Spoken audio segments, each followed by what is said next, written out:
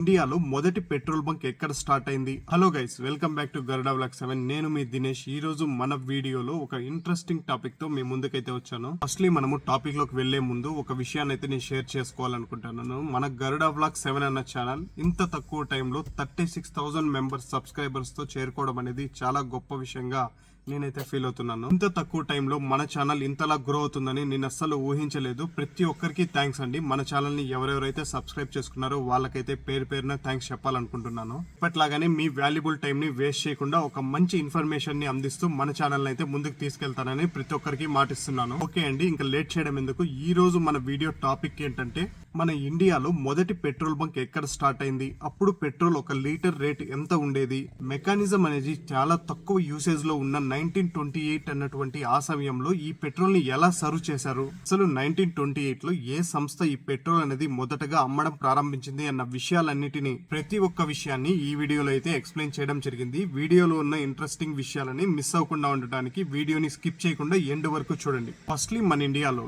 1928 లో ఈ vehicle usage అనేది చాలా తక్కువగా ఉండేది.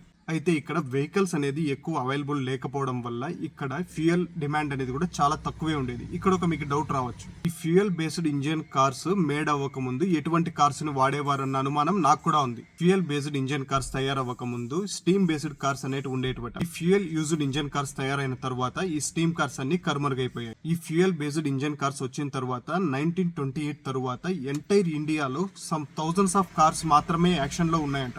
తర్వాత ఈ ఫ్యూయల్ ఇంజిన్ కార్స్ యూసేజ్ అనేది డే బై డే పెరగడంతో ఈ ఫ్యూయల్ కి డిమాండ్ అనేది పెరుగుతూ వచ్చింది. ఆ సమయంలో బర్మా షెల్ అనే కంపెనీ బాంబేలో ఒక ఫస్ట్ పెట్రోల్ పంప్ ని అయితే ఓపెన్ చేసింది. అయితే ఆ ఫస్ట్ పెట్రోల్ బంక్ లో 1 లీటర్ పెట్రోల్ కాస్ట్ ఎంత ఉందో తెలుసా?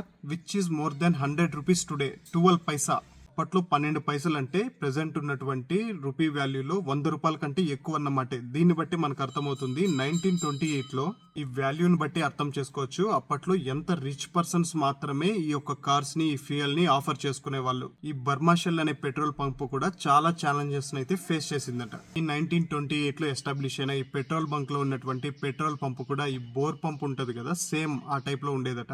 పెట్రోల్ నింపుకోవడానికి వచ్చేటువంటి కార్ ఓనర్స్ కూడా ఆ పెట్రోల్ బంక్ ఓనర్స్ వాళ్ళని నమ్మేవారు కాదట. వాళ్ళే ఒక మెజర్మెంట్ క్యాన్ లాగా లీటర్ ఉంటది కదా, ఈ టైప్ లో క్యాన్స్ తెచ్చుకొని అందులో ఫిల్ చేసుకొని వారే ఫిల్ చేసుకునేవారట. అయితే ఈ పెట్రోల్ పంప్స్ లో ఉన్నటువంటి ఈ యొక్క పెట్రోల్ స్టోరేజ్ ట్యాంక్స్ కూడా కేవలం 200 to 300 గ్యాలన్స్ పెట్రోల్ మాత్రమే అందులో పట్టేదంట. అంటే అప్రాక్సిమేట్ గా 1000 to 1200 లీటర్స్ పెట్రోల్ మాత్రమే ఆ యొక్క పెట్రోల్ పంప్ లో స్టోరేజ్ అయితే ఎప్పుడు ఉండేదట. అంటే వెహికల్ యూసేజ్ అనేది చాలా తక్కువ ఉంది కాబట్టి కేవలం 100 లీటర్లు మాత్రమే సేల్స్ జరుగుంటది. సో వాళ్ళైతే దానికి తగినటువంటి స్టోరేజ్ ని అప్పట్లో ఏర్పాటు చేసుకున్నారు. అదే ప్రెసెంట్ సిచ్యువేషన్ 2026 లో అయితే ఒక 5-6 ట్యాంకర్స్ పెట్రోల్, డీజిల్ అంతా భూమిలోనే అండర్ గ్రౌండ్ లో దాచేస్తున్నారు. ప్రెసెంట్ పాపులేషన్ బాగా పెరిగిపోయింది కాబట్టి ప్రతి ఒక్కరు ట్రాన్స్పోర్ట్ యూజెస్ లేనిది వాళ్ళ యొక్క లైవ్లీహుడ్ అనేది జరగదు కాబట్టి ఇంకా ఇలాంటివనేది తప్పదు. 1928 లో ఫస్ట్ ఇండియన్ పెట్రోల్ పంప్ గా ఎస్టాబ్లిష్ అయినటువంటి ఈ బర్మా షెల్ కంపెనీ ఎన్నో ప్రాబ్లమ్స్ ని ఫేస్ చేసుకుంటూ 1976 వరకు ఈ యొక్క బిజినెస్ అయితే కంటిన్యూ చేసిందట.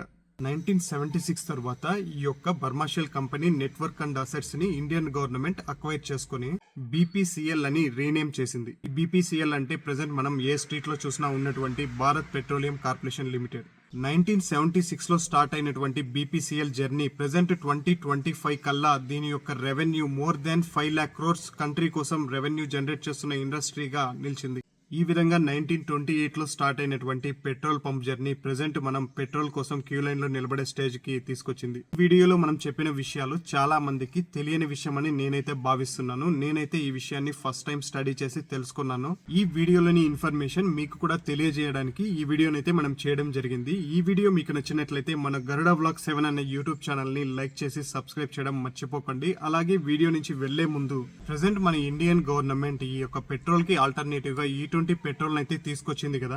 అయితే ఈ E20 పెట్రోల్ కాన్సెప్ట్ పైన ఎంటైర్ నేషన్ లో చాలా పెద్ద డిబేట్స్ జరుగుతున్నాయి. ఈ E20 పెట్రోల్ అనే కాన్సెప్ట్ పైన మీ యొక్క ఒపీనియన్ ని గుడ్ అయితే గుడ్ అని కామెంట్ చేయండి, బ్యాడ్ అయితే బ్యాడ్ అని కామెంట్ చేయండి. ఇలా కామెంట్ చేయడం ద్వారా అట్లీస్ట్ ఎంత మంది దీనిపైన ఎటువంటి అభిప్రాయంతో ఉన్నారు అన్న విషయాన్ని 10 మంది తెలుసుకునే అవకాశం ఉంటుంది. ఓకే అండి, మరొక ఇన్ఫర్మేటివ్ వీడియోస్ తో మళ్ళీ మీ ముందుకు వస్తాను. Thank you for watching Garuda vlog 7 videos.